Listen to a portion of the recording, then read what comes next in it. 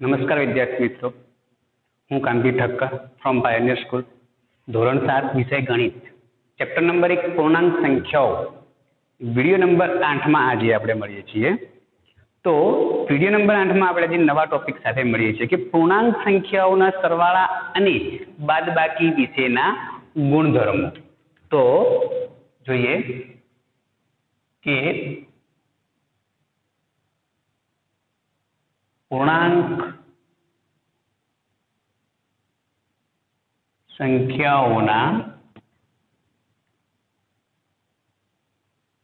સરવાળા અને બાદબાકી વિશેના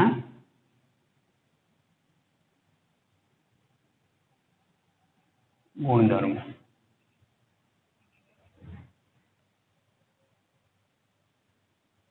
આપણે આજે આ ટોપિકની ચર્ચા કરવાની છે કે પૂર્ણાંક સંખ્યાઓના સરવાળા અને બાદબાકી વિશેના ગુણધર્મો.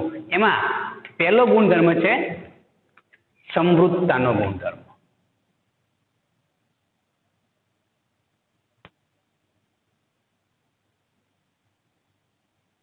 સમૃદ્ધતાનો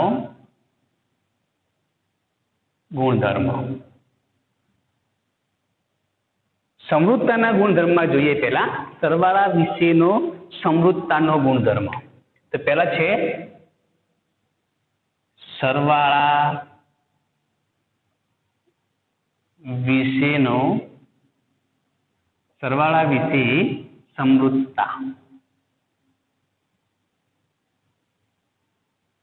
સરવાળા વિશે સમૃદ્ધતા.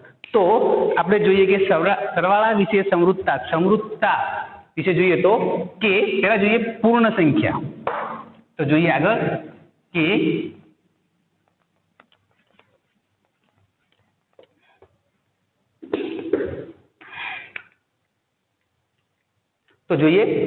પૂર્ણ સંખ્યા માટે જોઈએ પહેલા સમૃદ્ધતા એટલે કે એક ઘટકનો બીજા ઘટક સાથે સરવાળો કરવામાં આવે, એટલે કે સમૂહ એક ઘટકનો બીજા ઘટક સાથે સરવાળો કરવામાં આવે તો આપણને એ જ ઘટક મળે છે. સમૃદ્ધતાનો એવો અર્થ થાય છે. એક ઘટકનો સરવાળો બીજા ઘટક સાથે સરવાળો કરવામાં આવે તો આપણને એ ઘટક મળે છે એવું કહી શકાય. તો અહીંયા આપણે પૂર્ણ સંખ્યા છે. એક એક્ઝામ્પલ લઈએ, ઉદાહરણ તરીકે 3 + 5 બંને પૂર્ણ સંખ્યા છે. 3 + 5 બરાબર કેટલા થાય છે? 8. તો કોઈ પણ બે પૂર્ણ સંખ્યાનો સરવાળો કરીએ છીએ તો આપણને શું મળે છે? 8, એટલે કે પૂર્ણ સંખ્યા મળે છે. તો કોઈ પણ બે પૂર્ણ સંખ્યાનો સરવાળો કરવાથી આપણને શું મળે છે? પૂર્ણ સંખ્યા મળે છે. તો આપણે જે જઈએ છીએ પૂર્ણાંક સંખ્યા માટે, તો કોઈ પણ બે પૂર્ણાંક સંખ્યાઓ લઈએ. પૂર્ણાંક સંખ્યાઓ માટે જોઈએ તો પૂર્ણાંક સંખ્યાઓમાં જોઈએ તો કે -3 + 5 આ પણ પૂર્ણાંક સંખ્યાઓ છે. -3 -5. તો જોઈએ પૂર્ણાંક સંખ્યાઓમાં -3 ના √3 +5 ના 5, એક પ્લસ છે એક માઇનસ છે, નિશાની છે અલગ અલગ નિશાની છે, પ્રક્રિયા છે બાદબાકીની થશે. 5 માંથી 3 જાય તો કેટલા વધશે? 2, અને મોટી સંખ્યાનું ચિહ્ન આવશે. અહીંયા આપણને પૂર્ણાંક સંખ્યા મળે છે. બીજું એક્ઝામ્પલ લઈએ તો -4 + 5 √4 ના √4 +5 ના 5, નિશાની કેવી છે? અલગ અલગ નિશાની છે. અલગ અલગ નિશાની હોય તો પ્રક્રિયા છે બાદબાકીની છે. 5 માંથી 4 જાય તો કેટલા વધશે? 1 વધશે, અને મોટી સંખ્યાની નિશાની આવશે. અહીંયા આપણને પૂર્ણાંક સંખ્યા મળે છે. ત્રીજું એક્ઝામ્પલ લઈએ, √3 + √5 બંને ઋણ છે. કૌંસની બારે પ્લસની નિશાની હોય તો અંદરનું ચિહ્ન આપણે બદલતા નથી. તો √3 અને √5 નિશાની કેવી છે? સરખી છે. તો પ્રક્રિયા છે એ સરવાળાની છે અને સરખી નિશાની મૂકવાની છે. તો અહીંયા એવું કહી શકાય છે કે સમૃદ્ધતા સરવાળા વિશે સમૃદ્ધતામાં પૂર્ણાંક સંખ્યાઓમાં સરવાળા વિશે સમૃદ્ધતામાં એવું કહી શકાય છે કે કોઈ પણ બે પૂર્ણાંક સંખ્યાનો સરવાળો કરવામાં આવે તો પરિણામ પૂર્ણાંક સંખ્યા જ મળે છે. તો અહીંયાનો નિયમ લખી દઈએ કે કોઈ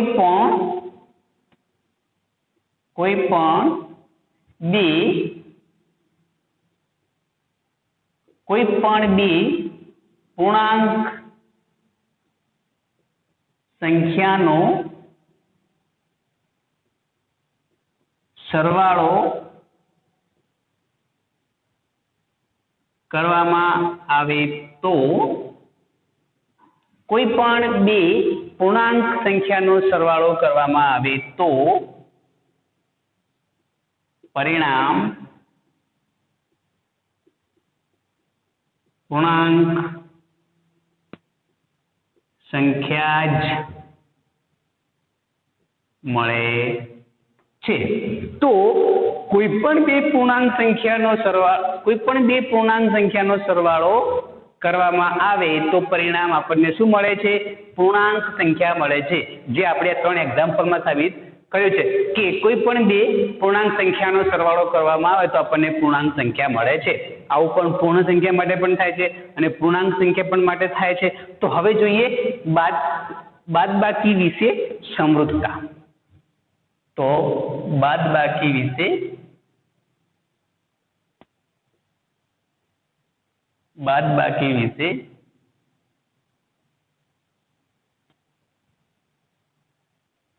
ચલો કોઈ પણ બે પૂર્ણાંક સંખ્યાઓ લઈએ અને એની બાદબાકી કરી જોઈએ તો શું પરિણામ મળે છે?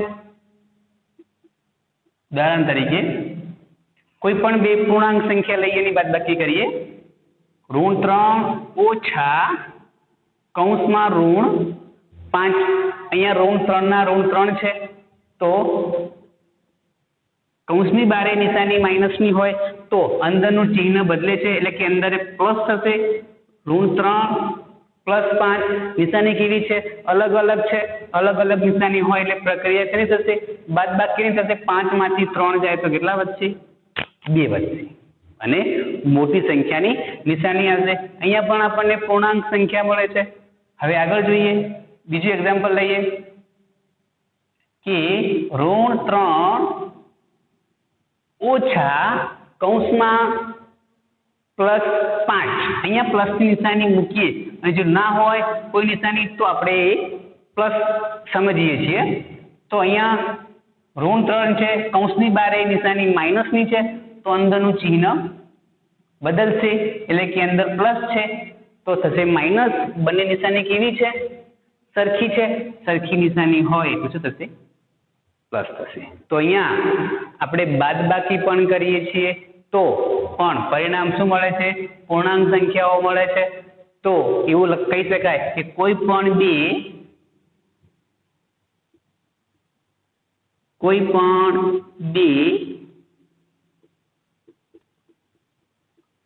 બે પૂર્ણાંક સંખ્યાઓની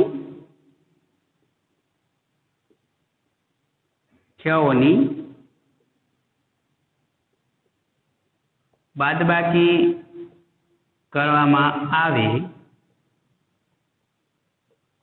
આવે તો પરિણામ પૂર્ણાંક સંખ્યા જ મળે છે. તો જોઈએ અહીંયા કે બાદબાકી વિશે પણ સમૃદ્ધતામાં કોઈ પણ બે પૂર્ણાંક સંખ્યાઓની બાદબાકી કરવામાં આવે છે તો પણ પરિણામ શું મળે છે? પૂર્ણાંક સંખ્યાઓ મળે છે. સરવાળા વિશે સમૃદ્ધતા પણ જોયું કે કોઈ પણ બે પૂર્ણાંક સંખ્યાનો સરવાળો કરવામાં આવે છે તો પણ પરિણામ શું મળે છે? પૂર્ણાંક સંખ્યાઓ મળે છે. વિદ્યાર્થી મિત્રો આનો પણ એક તમે સ્ક્રીનશોટ લઈ લો.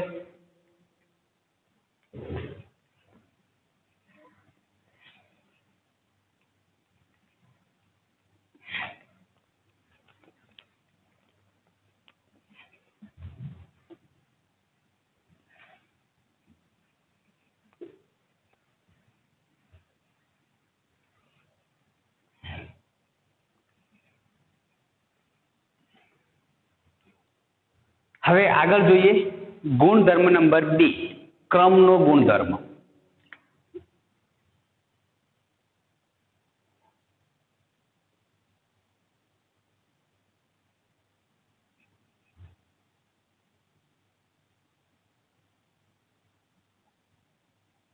ક્રમનો ગુણધર્મ. પણ પહેલા જોઈએ આપણે સરવાળા માટે.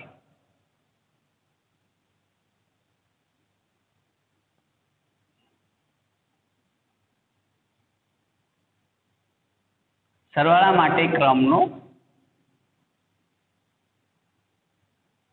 ગુણધર્મ. બરાબર છે. હવે સરવાળા માટે આપણે ક્રમનો ગુણધર્મ જોઈએ અહીંયા.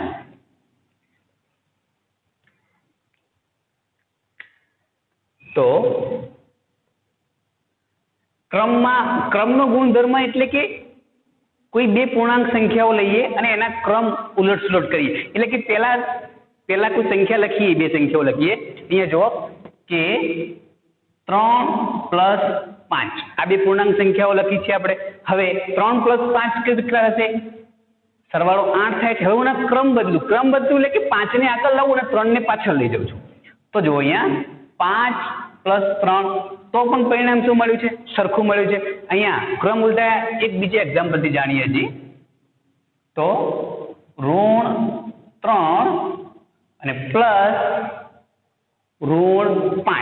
હવે અહીંયા આપણે આગળની પ્રક્રિયા શીખ્યા છીએ તો જોઈ લઈએ કે -3 ના ઋણ 3 કૌંસની બારે પ્લસની નિશાની હોય તો અંદરનું નિશાન બદલશે નહીં. એટલે કે અંદર -5 ના 5 રહેશે. અહીંયા -3 છે, અહીંયા -5 છે. નિશાની કેવી છે?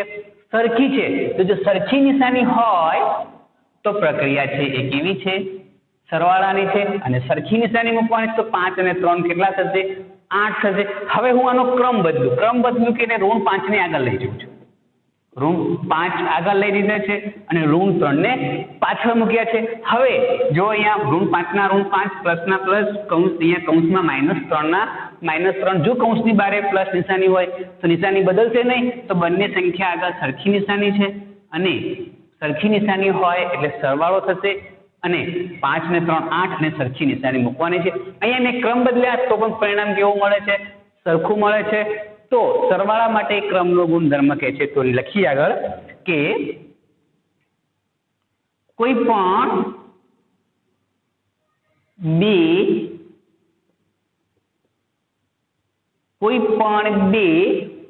પૂર્ણાંક સંખ્યાનો સરવાળો કોઈ પણ ક્રમમાં કરવામાં આવે તો પરિણામ સરખું જ મળે છે. આ છે ક્રમનો ગુણધર્મ સરવાળા માટે. તો કે ક્રમનો ગુણધર્મ શું કહે છે? કોઈ પણ બે પૂર્ણાંક સંખ્યાનો સરવાળો કોઈ પણ ક્રમમાં કરવામાં આવે તો આપણને પરિણામ કેવું મળે છે? સરખું મળે છે. હવે જોઈએ ક્રમનો ગુણધર્મ કોના માટે જોઈએ? બાદબાકી માટે જોઈએ.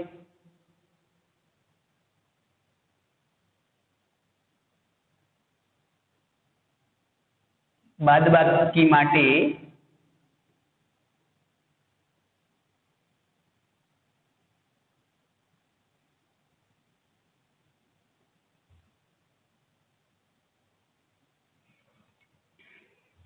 તો એક્ઝામ્પલ થી જોઈએ.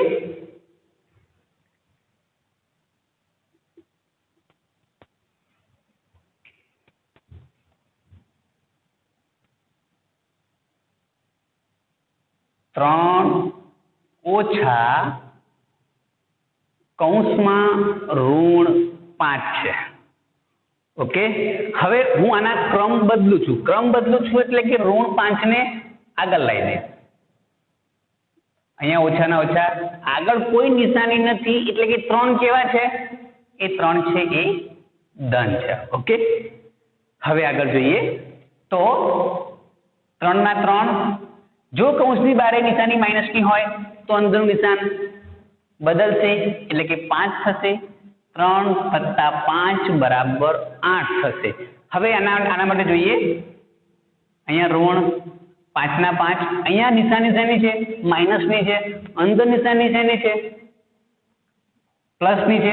તો અંદરનું ચિહ્ન બદલશે, નિશાની બંનેમાં સરખી છે, સરખી નિશાની હોય તો સરવાળો થાય અને સરખી નિશાની આવશે. તો અહીંયા જુઓ બંનેમાં કેવું છે, અલગ અલગ મળે છે. અહીંયા +8 મળ્યા છે, અહીંયા -8 મળ્યા છે. એટલે કે એના માટે એવું છે કે બાદબાકી માટે ક્રમનો ગુણધર્મ સાબિત થતો નથી. તો એવું કહી શકાય કે ક્રમનો ગુણધર્મ બાદબાકી માટે સમક્રમી નથી, જ્યારે સરવાળા માટે સમક્રમી છે. તો અહીંયા લખી શકીએ કે કોઈ પણ બે પૂર્ણાંક સંખ્યાની બાદબાકી કરવામાં આવે તો પરિણામ સરખું મળતું નથી, એવું આપણે આ લખી શકીશું. તો કોઈ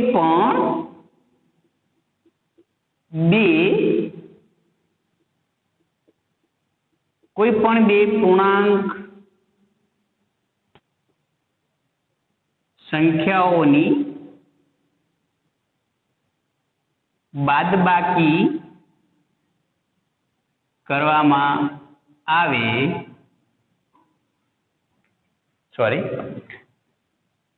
કોઈ પણ બે પૂર્ણાંક સંખ્યાઓની બાદબાકી કોઈ પણ ક્રમમાં કરવામાં આવે તો પરિણામ સરખું મળતું નથી. તો આપણને આનું પરિણામ છે એ પરિણામ સરખું મળતું નથી. એટલા માટે અહીંયા સરવાળા માટે ક્રમનો ગુણધર્મ લાગુ પડે છે, બાદબાકી માટે ક્રમનો ગુણધર્મ લાગુ પડતો નથી. એટલા માટે એવું કહેવાય છે કે સરવાળા માટે ક્રમનો ગુણધર્મ સમક્રમી છે, જ્યારે બાદબાકી માટે એ ક્રમનો ગુણધર્મ સમક્રમી નથી. આનો પણ એક સ્ક્રીનશોટ લઈ લો તમે.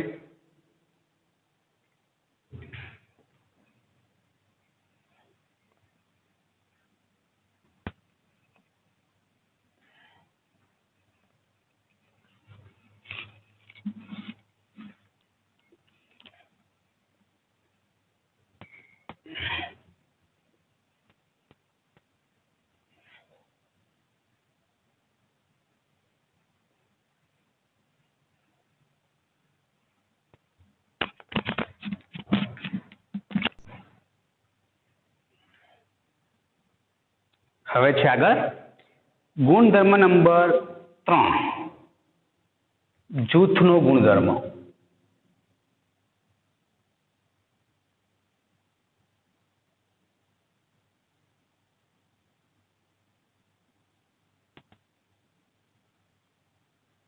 જૂથનો ગુણધર્મ છે સરવાળા પૂર્ણાંક સંખ્યાઓમાં સરવાળા માટે અને બાદબાકી માટેનો ગુણધર્મ છે જૂથનો ગુણધર્મ. તો જૂથના ગુણધર્મમાં જોઈએ તો શું કરવાનું છે, એનો નિયમ લખી દઈશું કે કોઈ પણ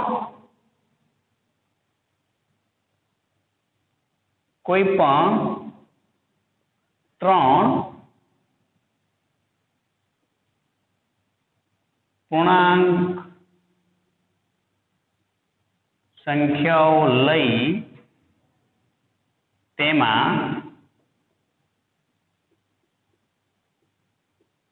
કોઈ પણ બે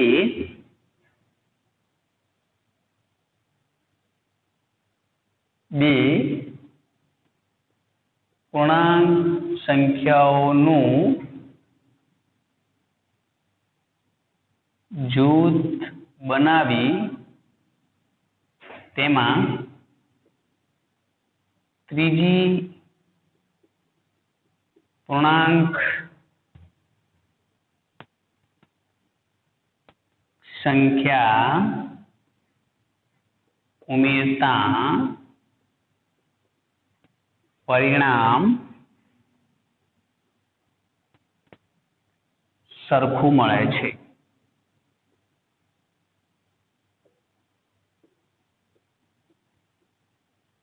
સરખું જ મળે છે. કોઈ પણ ત્રણ પૂર્ણાંક સંખ્યાઓ લઈ તેમાં કોઈ પણ બે પૂર્ણાંક સંખ્યાઓનું જૂથ બનાવી તેમાં ત્રીજી પૂર્ણાંક સંખ્યા ઉમેરતા પરિણામ સરખું મળે છે. આપણે જોઈએ ઉદાહરણ તરીકે કોઈ પણ ત્રણ સંખ્યા લઈએ, એક 2, એક ઋણ 3 અને એક 4. આ ત્રણ પૂર્ણાંક સંખ્યાઓ લીધી છે અને આ ત્રણ પૂર્ણાંક સંખ્યાઓમાં આપણે કોઈ પણ બે સંખ્યાઓનું જૂથ બનાવીએ, એટલે કે આ બે સંખ્યાનું જૂથ બનાવીએ અને એમાં ત્રીજી પૂર્ણાંક સંખ્યા ઉમેરીએ તો જોઈએ કે 2 પ્લસ ઋણ 3 મોટો કૌંસ પૂરો પ્લસ 4 ના 4, અહીંયા 2 ના 2 કૌંસની બારે નિશાની પ્લસની છે તો અંદરનું નિશાન બદલશે નહીં, એટલે કે અંદર -3 ના 3 રહેશે. 2 અને -3 મોટી સંખ્યાની નિશાની આવશે એટલે કે -1 અને +4, ઋણ 1 પ્લસ 4. બંને નિશાની કેવી છે? અલગ અલગ છે. અલગ અલગ નિશાની હોય તો પ્રક્રિયા બાદબાકીની છે. 4 માંથી 1 જાય તો કેટલા વધશે? 3 અને મોટી સંખ્યાની નિશાની આવશે. હવે આ બે સંખ્યાઓ લીધી, એવી અલગ બીજી બે સંખ્યાઓ લઈએ, એટલે કે હવે આ બે સંખ્યાનું જૂથ બનાવીએ તો કે 2 + 4 અને ઋણ 3 ની અંદર એડ કરીએ, બરાબર છે? ચલો 2 + 4 કેટલા થશે? 6. અહીંયા ઋણ 2 + 4 6, 6 ના 6 કૌંસની બારે પ્લસ નિશાની હોય તો અંદરનું ચિહ્ન બદલશે નહીં, તો 6 - 3 કેટલા વધશે? 6 માંથી 3 જાય તો 3. પરિણામ કેવું મળે છે? અહીંયા પણ +3 મળે છે, અહીંયા પણ +3 મળે છે. તો જૂથનો નિયમ છે કે કોઈ પણ ત્રણ પૂર્ણાંક સંખ્યાઓ લઈ તેમાંથી કોઈ પણ બે પૂર્ણાંક સંખ્યાઓનું જૂથ બનાવી તેમાં ત્રીજી પૂર્ણાંક સંખ્યા ઉમેરતા પરિણામ આપણને કેવું મળે છે? સમાન, એટલે કે સરખું મળે છે. હવે ચોથો નિયમ છે સરવાળા અને ગુણાકારના સરવાળા અને બાદબાકી માટેના ગુણધર્મમાં સરવાળા વિશે તટસ્થતા. સરવાળા વિશે તટસ્થતા.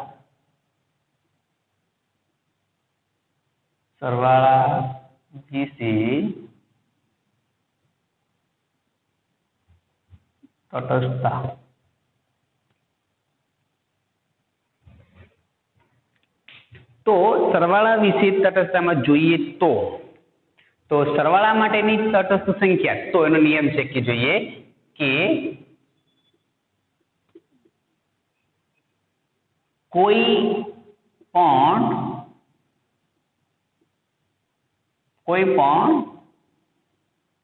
પૂર્ણાંક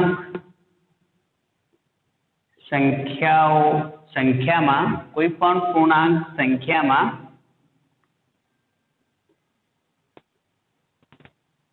શૂન્ય ઉમેરવામાં આવે તો પરિણામ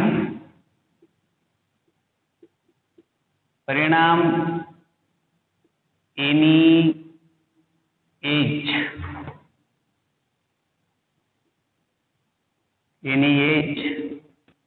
પૂર્ણાંક સંખ્યા મળે છે. તો આમ જોઈએ, ઉદાહરણ જોઈએ, એક્ઝામ્પલ થી લઈએ તો ઋણ 5 + 0 તો આપણને પરિણામ શું મળે છે? ઋણ 5 મળે છે. બીજું એક્ઝામ્પલ લઈએ કે ઋણ 8 + 0 તો પણ પરિણામ શું મળે છે? ઋણ 8 મળે છે.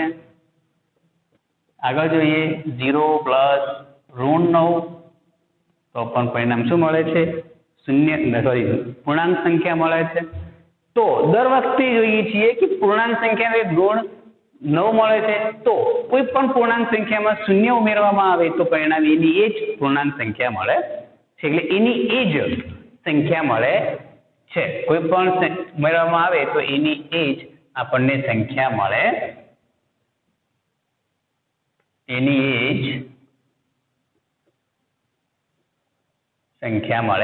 છે. તો આમ શૂન્ય એ સરવાળા માટે તટસ્થ સંખ્યા છે. તો આમ શૂન્ય એ સરવાળા માટે તટસ્થ સંખ્યા છે. તો વિદ્યાર્થી મિત્રો આનો પણ એક સ્ક્રીનશોટ લઈ લો. અહીંયા સરવાળા વિશેના ગુણધર્મો પૂર્ણ થાય છે.